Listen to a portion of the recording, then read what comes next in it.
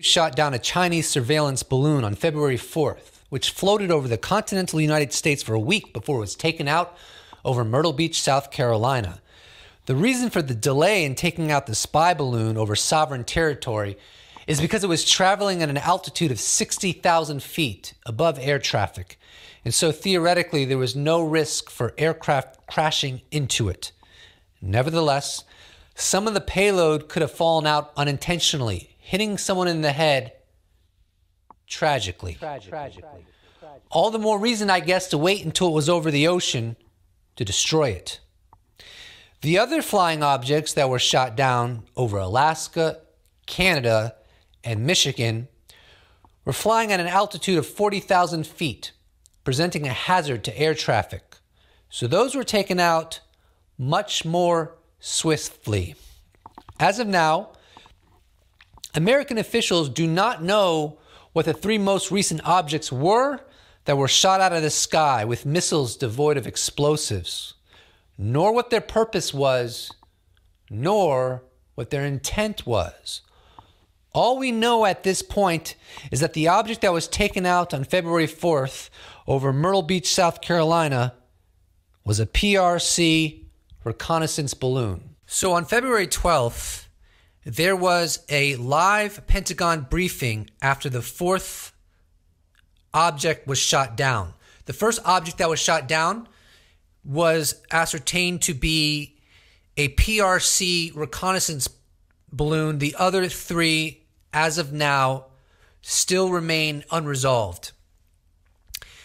General Glenn Van Herk, commander of North American Aerospace Defense Command and U.S. Northern Command, was asked about whether something like this, that is, kinetic action towards something over the United States, has ever taken place. Here's what he had to say. I'll have to get with our historians. I believe this is the first time within United States of America airspace that NORAD or United States Northern Command has taken kinetic action against an airborne object. To put into perspective what has taken place, I want to share former U.S. Marine Bob Pliskin's insight.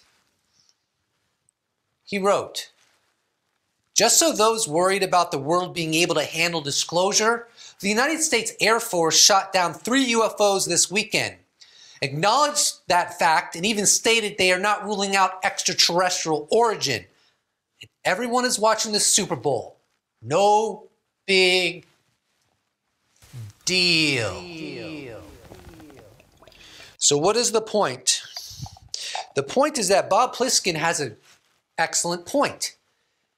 No one cares about the UAP. Everyone was busy watching the Super Bowl, consuming beverages,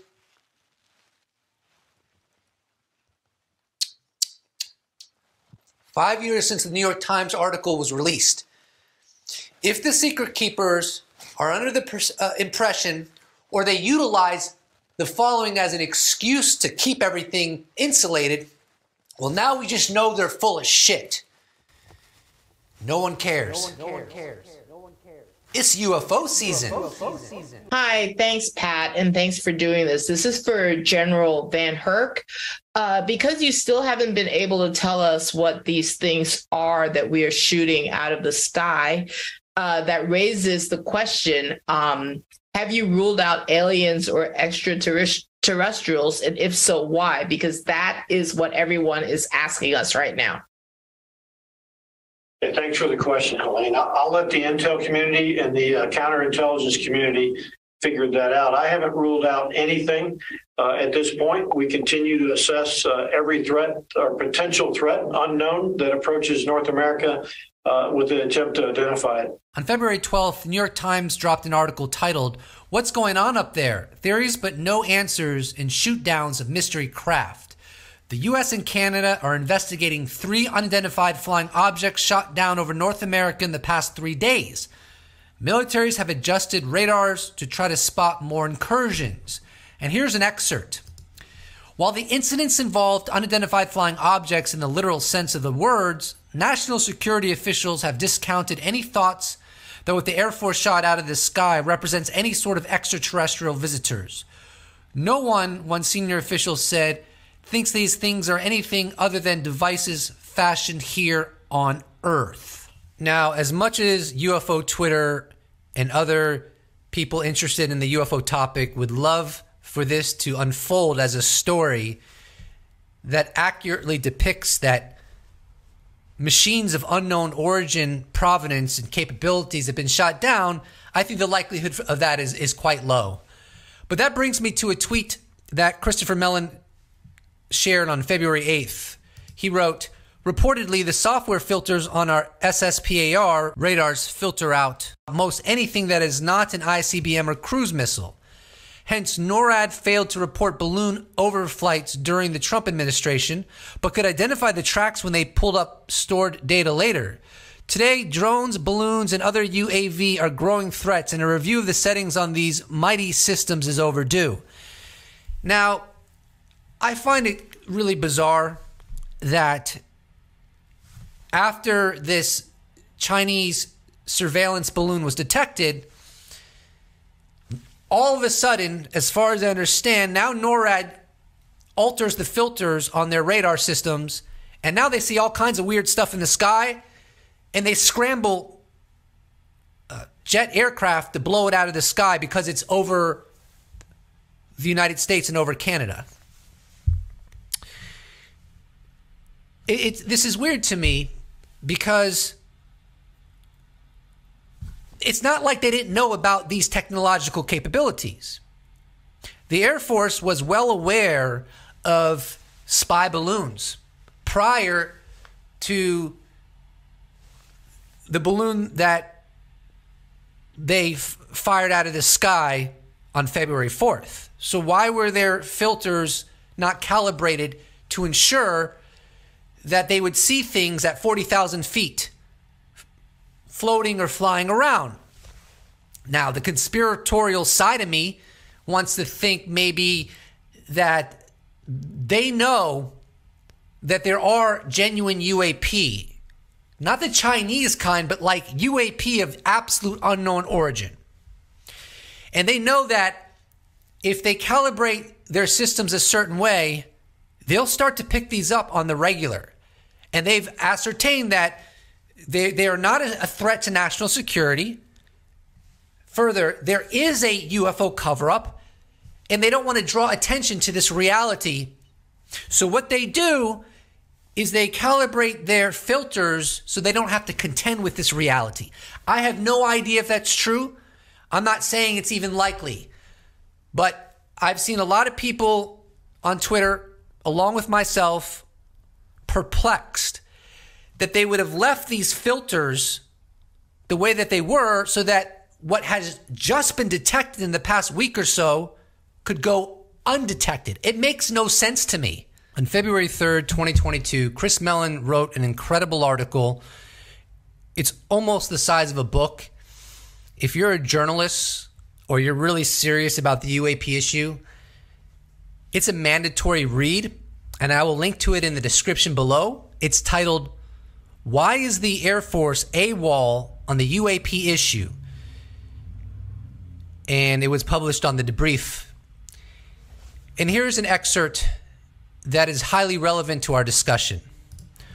While the powerful Space Fence searches for and tracks objects in space, North America is ringed by similar massive phase array radars designed primarily to detect ICBM or sea-launched cruise missiles directed at the United States. The numerous UAP that the Navy has been encountering off the east and west coast of the U.S. should be in view of these powerful USAF-managed systems. Did none of these immense radars detect any of the UAP reported by the Nimitz Carrier Strike Group in 2004, or the dozens of UAP reported by East Coast FA-18 fighter squadrons beginning in 2015?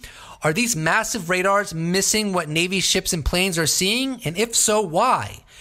As we will see below, we know there are instances where Air Force radars tracked high-flying and fast-moving UAP in the 1990s and before. Is there any reason to believe such events stopped altogether prior to 2004? The more apt question is, was any of the UAP information derived from the USAF's SSPARS monitoring system shared with the UAP task force, the DNI, or Congress. I take no pleasure in saying this, but I'm very confident that the United States Air Force has been very active in the cover-up of UAP. If you want to argue that it's more likely that UAP merely represent misidentifications in conventional technology versus otherworldly technology, fine, you can do that rationally, even if I don't agree necessarily. But what you cannot do rationally, if you've studied UFO history sufficiently, is say that there hasn't been a huge amount of military personnel, whether direct witnesses or people pursuing answers to the question of whether or not UAP have been surveilling ICBM installations, as well as sometimes reportedly tampering with the technology, that these folk have been harassed by government personnel, and quite often, I think, people that are associated with the Air Force. It's just, there's just too many people who have come forward to say this. So to me, that is a fact.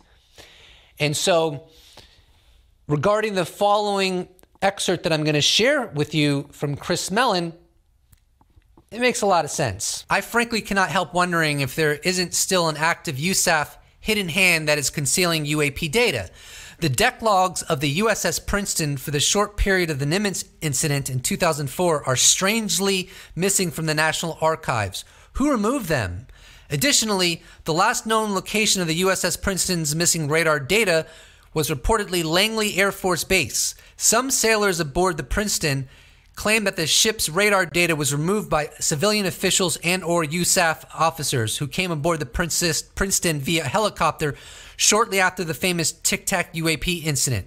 Why is this invaluable radar data still missing? There are UFO study programs in multiple agencies across every branch of our military, many of which we know about. The idea is, can they go through a formal process to bring those illegal programs to where they should go? This shouldn't be a job of journalism. This should be a job of cleaning house. This should be something that they do on the inside. Journalists do what they do. This should be clear and straightforward. If there are unknown illegal programs dealing with non-terrestrial technologies, yes, that's a huge issue for humanity. But this also needs to be fixed on the inside. It absolutely does need to be fixed on the inside.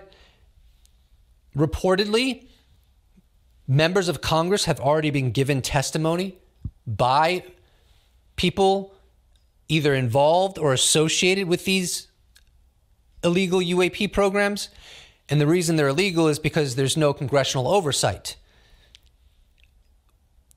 And maybe even non-kosher oversight within the DoD itself. And this has been going on a long time. I can't prove that these programs exist, but if I had to bet a large sum of money, one way or the other, there's no question I would bet that they exist. That's where I'd put my pile of money. And the reason for that is beyond the scope of this video because it's been pretty long.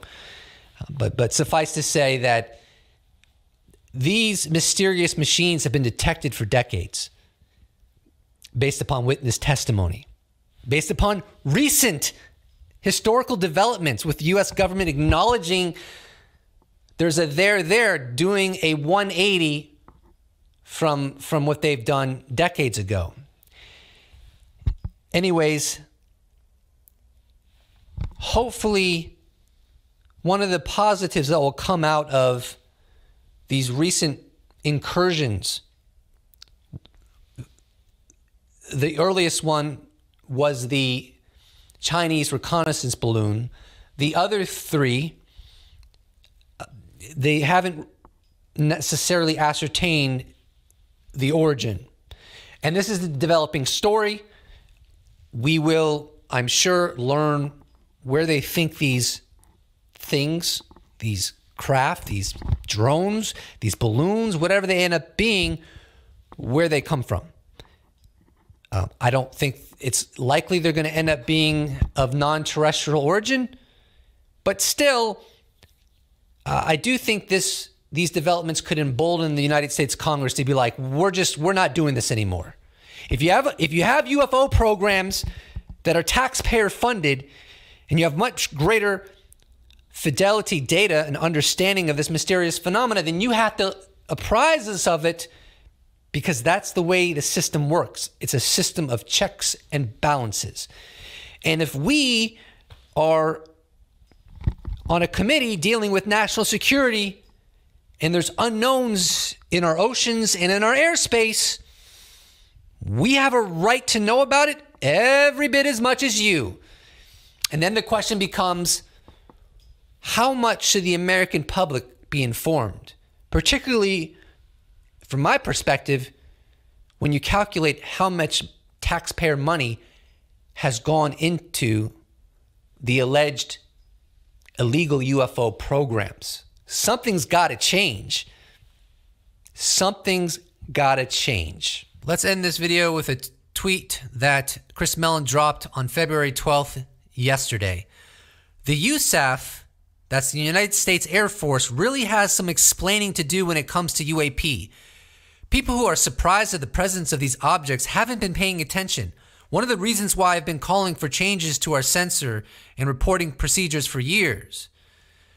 Before, unknown unknowns. Now, known unknowns. Next, known knowns.